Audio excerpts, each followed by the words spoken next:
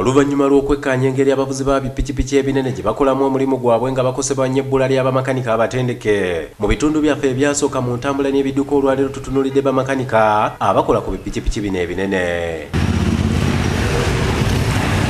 Kyabuna Marvin makanika wa pikipiki ennene era akwasa empisa mu kibiina ekigatta abavuzi ba pikipiki zino ki Uganda Bikers Association nga galagi eri mu Ndeeba wano mu Kampala. Oluvannyuma lw'okuba nti waaliwo okusoomoozebwa kw'abamakanika ba pikipiki zino yasalawo okuva mu mmotoka ze yali akanika n'ayingira mu pikipiki omulimu kati gwamazeemu emyaka 10. Wiiki nnyinza okukola mu piki nga 3 ne piki ze 3 afula embeera mu mitwalo nga 15 oba 2.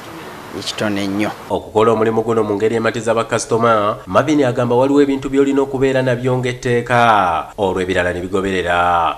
Kyetaaga nga osomyeko kyekisookera ddala. Ekyokubiri olina okufuba okulaba nga olina customer care. Bw'oba tolina customer care togenda sobola kukanika piki zinene ate n'obugumiiki ate omumanyi bw'amakanika okuyiga tekuggwaayo.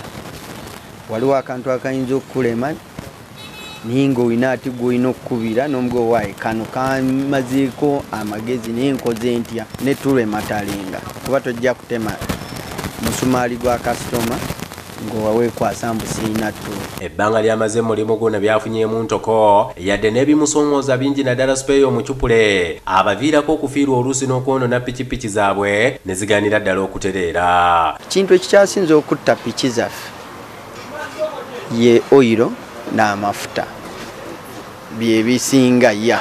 Abantu bagenda ne bafuna oyiro waabwe eyo ne bamuleeta wano ne bamusala ebbeeyi. Ono atuuka n'okugenda emitala w'amayanja okukanika pikipiki kubanga bamakanika babbula naye balina enkola ey'okusomesa abaana abato okusobola okunogera ekizibu kino eddagala kubanga ne mu matendekero aga waggulu amasomo g'okuzikanika tegaliiyo. Kati mu kusomesa okwo nina amakampuni agajja ne gaŋŋamba Marvin tukulabidde ebbanga ddene twagalayo ku baana. Nabo bakaaba olw'omusolo ogw'amaanyi oguteekebwa ku pikipiki zino ne sipeeya waazo.